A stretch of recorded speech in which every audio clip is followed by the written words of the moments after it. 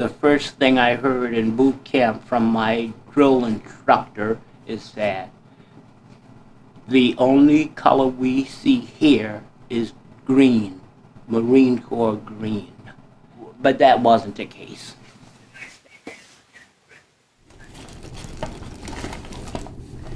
Yeah, most of the time I just have to improvise. Yeah. So it's like, yeah, of course I can't change at home, so yeah, keep most of my makeup and everything inside my car. You're precious. I love you.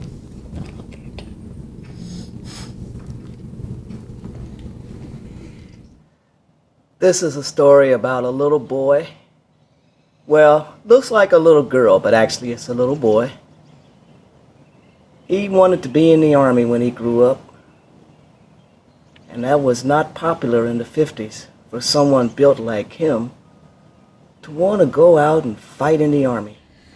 Okay, well, I'm Billy. I served 6 years in the Navy as an aviation electronics technician.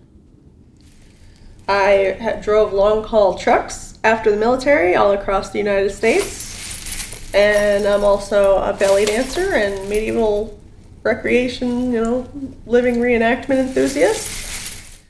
Decorations, medals, badges, commendations, citations, and campaign ribbons awarded or authorized. National Defense Service Medal, Vietnam Service Medal, Vietnam Campaign with 60 device, Purple Heart, Sharpshooter Badge M14 with rifle bar, Expert Badge M16 with rifle bar. I chose to join the military. This is very disturbing for me. I was in a relationship that was violent, physically, mentally, emotionally. And I was in it for a year and a half. And I decided that I needed to get out. I didn't see a way out. I had no skills. I was poor, just out of high school, 19 years old. And I saw a commercial that said, "Be all you can be." And I thought, I'm not being all I can be in this life right now. I need help. And I chose the military for direction, discipline, a job, college education, money for a house, all the great things that they promised me. One thing they didn't promise me was safety. My friend got drafted, and he wanted me to join so that we could take basic training together, because he said that it wouldn't be long before I get drafted anyway, so why don't I join and get it out of the way. One of the things that really appealed to me about joining the military was the fact that I wouldn't have to wear a dress, and fatigues and boots looked a whole lot better than heels and stockings. So I finally got up enough nerve to follow my dream and join the Army. I was, needless to say, strongly discouraged from joining the military. In fact, the common philosophy back in those days was no one went to the Army but lesbians and whores. So I like to tell them I was a whorish lesbian.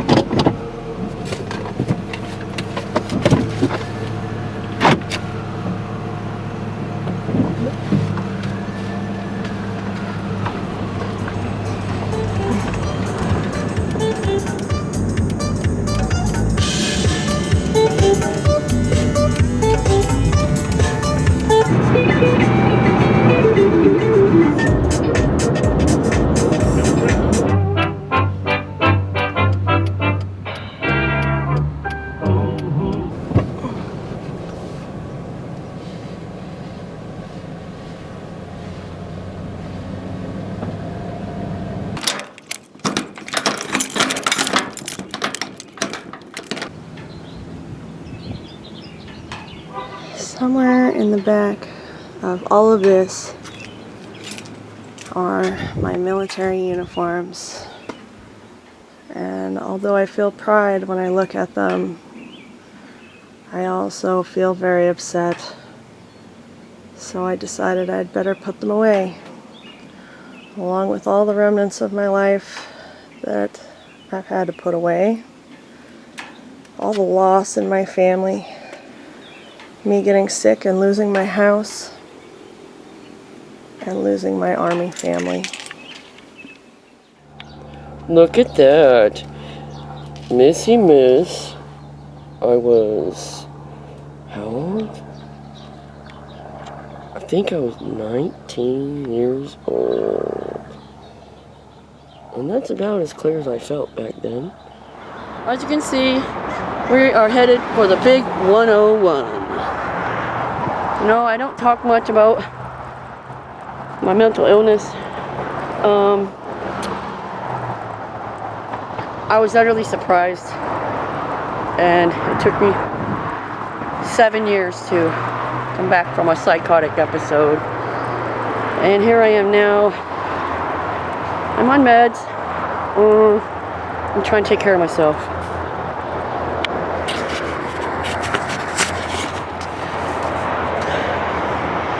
Here I am. And that's what's behind me. Bear with me. This is new. Well, my name is Andrew, and I'm a proud gay black Marine. Simple as that. I moved off base to what was called the ghetto. The ghetto meaning that it was 99.9% African Americans, but they all came out in the ghetto, and everybody respected everybody. There were people that just cross-dress and put on dresses in that community. These were men who portrayed a masculine image when they were in uniform, but in the ghetto, they were drag queens. When these guys had served their tour of duty and it was time for them to go on back to the United States, they would pass their dresses on to the next generation because dresses were hard to find on Okinawa. That's the part that I like. Whatever you were doing in the ghetto was respected. This is like me respecting your last wish because you don't know what's going to happen. In the meantime, I was reading a psychology book, and I told one of my friends the reason why we smoke pot is because we have an unhappy sex life. And he said, come on. And I followed him. We went to the bunker line, and we had sex out there in the bunker. I mean, it was his idea, and I says, oh, God, I started this, so I've got to go through with it, you know. My roommate turned out to be, well, we fooled around sexually. There was this stereotype about going into town and having sex with a female and catching the black sif. If you caught the black sif, you could not come back to the United States. The United States would not allow you to bring that disease back to this country. So he was afraid of that. I was afraid of that. So we just fooled around with each other. And then the guy that I had sex with told me that he was getting discharged from the Army, that he'll show me the papers that he's getting discharged. And I said, oh my God, he went ahead and told that we had sex, and I'm going to get in trouble, you know. Thought I'd get kicked out of the Army. Not all witch hunts happened in Salem, Massachusetts. There was another thing that they didn't tell us, is that you were guilty until proven innocent. And that fear never leaves. I was accused of being a latent homosexual. They never quite got me to understand what they really meant by that. Because how could they find me guilty of being a homosexual if I was latent?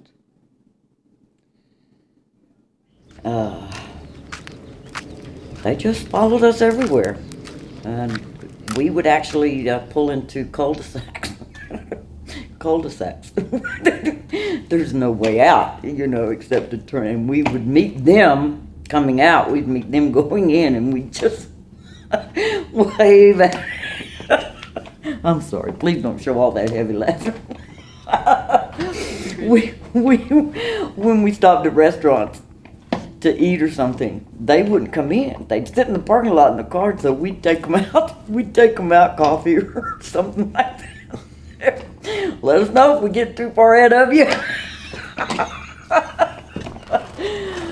Oh God! Well, we had to do something. If we hadn't treated it that way, it would have been even more awful on us. You know, just the emotional load and turmoil. And you couldn't defend yourself. You had to disprove it rather than them having to prove it. And so that's one place where the justice system failed miserably, because in the court of law, you're innocent until proven guilty. But not in this respect. How many quality people did the military lose just because they searched? How many hours of training and millions of dollars? For some, the dreams are ended. For some, it's just a trash heap. In the end,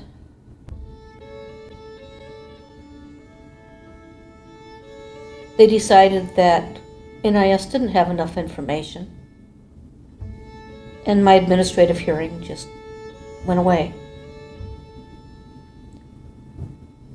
At least on the legal side. Mentally, it's still there. And I'm still looking over my shoulder. When they started investigating me, I held my own. I loved the military, and I wanted it to be my life, my career. But one day, one of them said to me, one of the Central Intelligence Division people said to me, well, it won't matter if we don't get you. If we don't prove it, if you don't disprove it, none of it matters. Because even if you stay in, there will be a dark cloud over you the rest of your career. What need did I have to stay then? None. My mother always said, why would you want to be somewhere you're not wanted?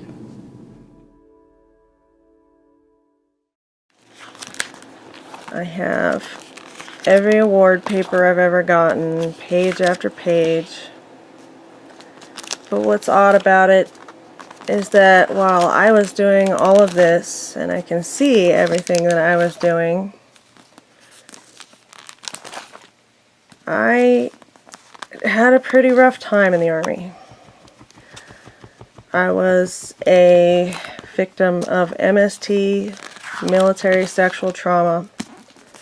I had PTSD very early on. My chain of command sent me for help. So the entire time I was doing all of this, I was actually considered a broken soldier. I was tested all the time. I was a target, not a victim of military sexual trauma. It just so happens that it happened in basic training, and also it just so happens that my superior NCO set me up on a date rape. I was told that I would be ruined if I said anything to anyone. So it was this really hard, mixed emotion, collusion thing going on where I had no idea that this would happen to me in the military. I was naive, I was 19, I didn't know very much about the world. And I just kind of went along with this date thing, and it ended up that the person decided that they would rape me instead. I made E4, which is a big promotion because it's an NCO, non-commissioned officer, and the party went on in the barracks and in my room, and before you know it, let's go to town, and we were in town and all drunk, and I decided with some guys to spend the night in town, because I can do that. And during the course of the night, I was so drunk until I got raped. I knew, I could feel what I felt, and when I woke up in the morning, there were some guys snickering about, boy, that was good last night, and I knew they were talking about me being raped, because my rectum was sore. It was always. Since you asked the question, I'm going to tell you. It was always an unmentionable for me for many years. To be violated like that, and these were guys that I trusted. You know, no more. Anyway, that's that.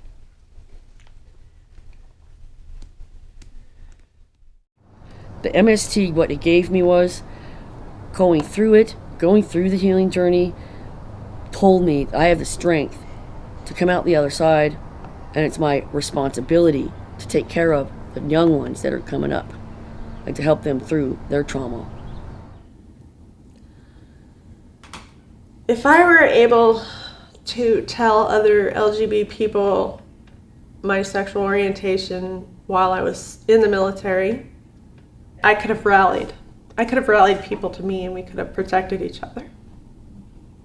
Number one, in war, what are the things that you want the enemy to believe? Number one, that you're bigger than you are.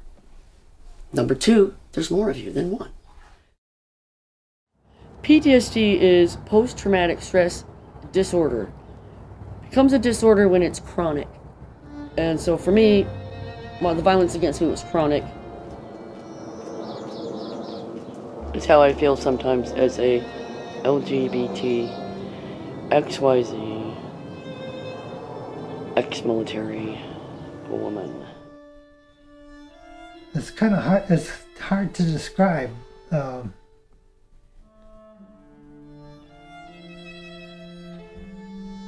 It's like you don't want to remember, but you have to.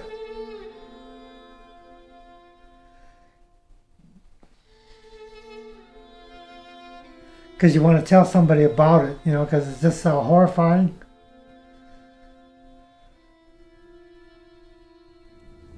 When you have to constantly, every minute of every day, be on the alert. Every minute. I'm never not aware of what is going on around me or who is behind me. And I wish I didn't have to live like that. When any feeling of safety or security that you may ever have felt in this life is just stripped away from you, you never get it back. In my closet, it's pretty much divided. I have my male clothing one side, the female on the other. So, of course, my room is getting a little bit cramped. Having to keep that hidden all the time. It's like how, like when you have PTSD, or you have those bad memories, you just want to keep it locked away. In the process of making this film, that I started looking at things and thinking, it doesn't make sense that I don't remember. If I really work at it, I can remember things during the military, but I was so shut down that I just don't remember. People who would understand PTSD the most are those who endure it, who live with it, who block it out, who drink it into oblivion, snort it, smoke it, anything they can do to change the way they feel. I guess you'd call me a suicide survivor, because this did take me into that dark place. Well, the military took me into that dark place. And it was because of being gay. No matter how tempting that has ever been, I didn't go there because I know what it does to the people left behind. I'm supposed to be here. So if I take my life, I'm just going to have to come back and do it all over again. And I'm not prepared for that. This is my I Love Me book from the military, and an I Love Me book is where you keep every piece of paper they ever gave you, including awards. The first page has a picture of me coming out of the gas chamber because I was in the chemical corps. Basically, the chemical corps is a big industrial car wash. You get hit by contamination, we have to go out and clean you off and give you new gear. So it turns out that some of the reasons that I may be so sick may also be from the military. I've found a lot of articles on sick soldiers who trained where I trained. The town near there, Anniston, Alabama, just won $300 million because Monsanto dumped chemicals all over them. But that didn't include the soldiers that went through there. I have both physical and mental illnesses, and I have to treat them both all the time. I have to take lots of medication every day and will for the rest of my life. Being disabled a lot of times means in ways that people can't see. Medications I rarely use, medications I've been given that could kill me with other medications but that they told me to keep. Some of them are take as needed, but almost all of these I take regularly. And some of those medications have horrible side effects, like gaining 50 pounds, and for women that's not a joke. You know, it's like, oh, well, big deal. Well, it is a big deal because we have to carry around that weight, and that weight represents the trauma. So I really hope someday I'm not going to be on medication, but I don't know.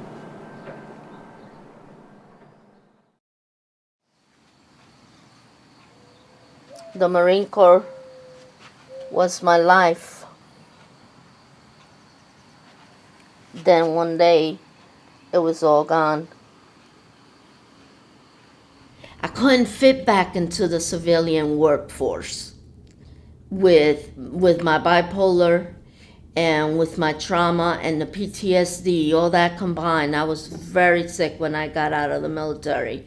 And the only road that I could face was a road of recovery. I hit my bottom when I got out of the military, as they say in the AA world. I interacted with other gay men after I got out of the military. In fact, one of my comp and pen evaluations asked me what I spend with my money, and I says I go to gay bars. And they says, oh, so you get your disability money and you spend it in a gay bar, you don't go to college, you don't work or anything like that. And the thing of it is that I couldn't get a job and I couldn't get to college because I didn't have a work history, so I couldn't get hired. And they wouldn't allow me into college because I was mentally ill. So, you know, what else could I do? And that affected every aspect of my life. I couldn't go back to work. I failed at my relationships. And then cosmetically, I would still tie my shoelaces and tuck them into my boots like I did in the military. I would still do that to my shoes. I wouldn't wear anything girlish, no colors.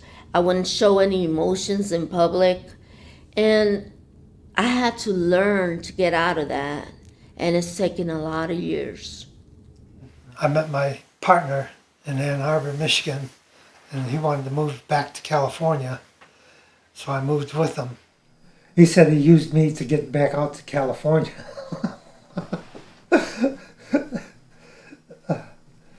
That was when we had an argument, because I told him I used him for something else.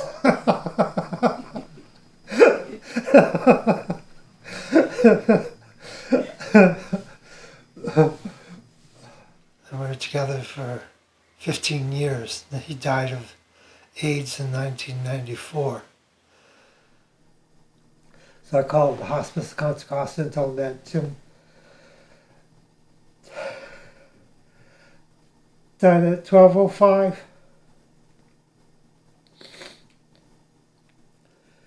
And then I went into the kitchen, or into the dining area with his sister, and we were sitting there, and I could hear his voice saying, "What are you doing in the kitchen there?" And I said, "Well, you're dead."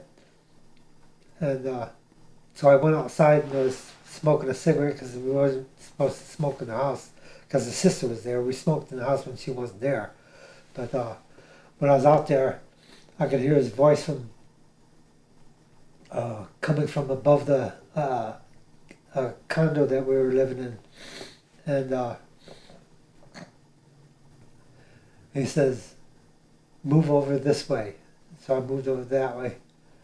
And then he says, "Turn around." And I turned around and he says, "Now look up." He says, "Now smile." And I smiled. And then it wasn't until about maybe 6 months to a year later that I figured out why that was.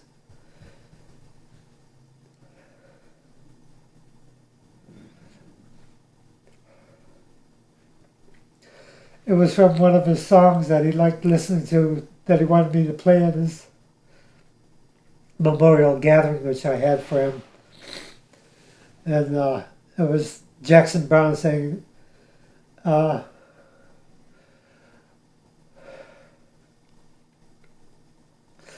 I see the moon in your uplit face, I can hear the angels sing." So that was letting me know that there was angels coming to greet him on his way to heaven.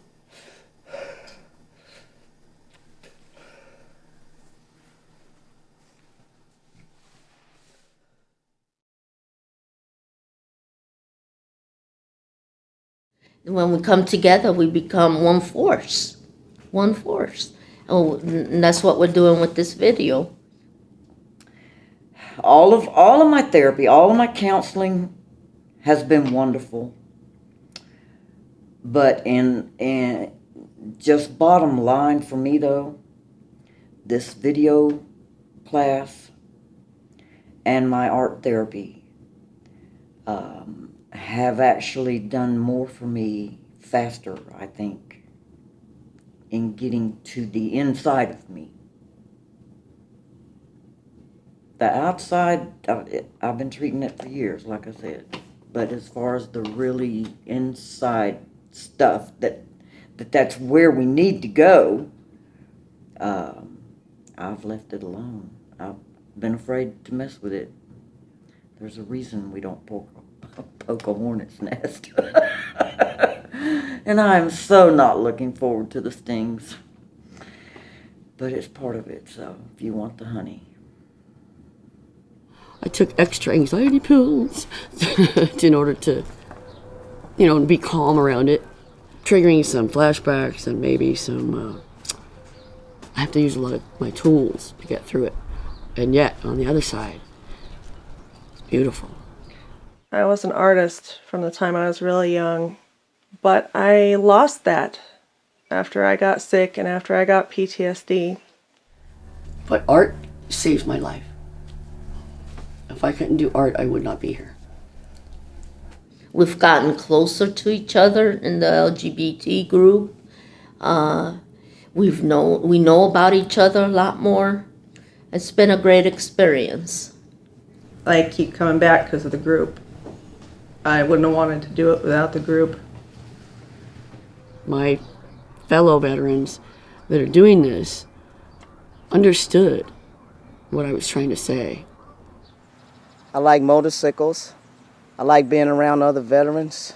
And sometimes only another veteran can understand you and what you're going through. I have finally decided to face the demons of my trauma. Because the help is available, I would be a fool to continue. My way has not worked. I was told by a therapist that I had a pretty good tight fit with that lid, and I might want to leave it where it was on that box. That I had managed to live my life and cope.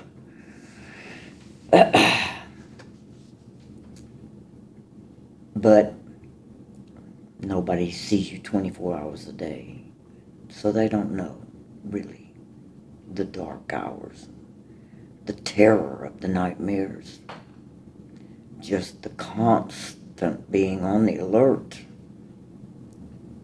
Nobody knows those things unless they experience it, and I hope to God they don't. You know, a lot of times we can't see ourselves, and then you see yourself on camera and you hear yourself speak, and you have all these really good thoughts, and then you hear them and you see it, and it's healing. It makes me feel like, hey, you know, I don't have to be agoraphobic. Hey, I don't have to isolate. You know, it's okay. Yeah, there's people that want to know your story. It's okay. You can tell them. You're not going to get hurt. That's the scary part for a lot of people. When they tell their stories, the icky parts, of course, I feel fists beating me on my back, but I know that that's not now.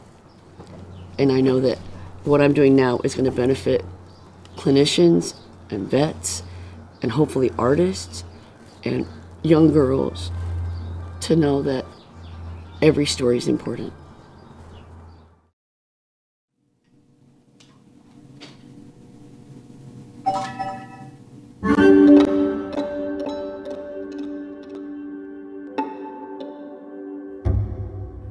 Others have described my life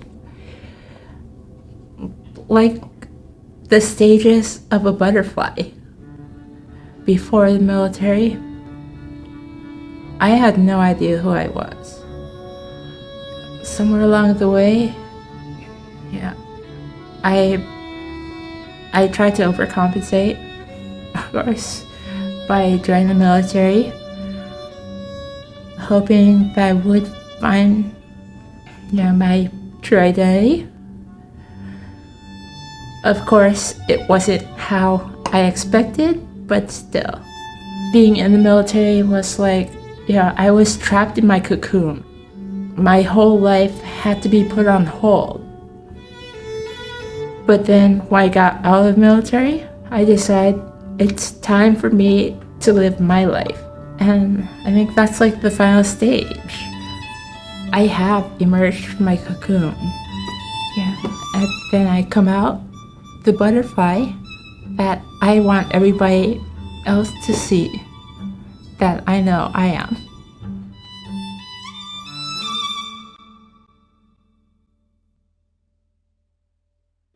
Going to lay down my son she down by the riverside. Alright, that's a song I've always liked. And I decided to end with the troops marching to the background of Mahalia Jackson and Dinah Shore singing I Ain't Gonna Study War No More. I didn't have a sword and a shield. I did have a .45. So I just like to say I emptied my 45 and I emptied my M16 down by the riverside. And I ain't gonna study war no more. They don't. It feels like sometimes when you have PTSD, it feels like you're laying on a bed and there's a net over you, trapping you down like a spider web, and you just can't know how to get out.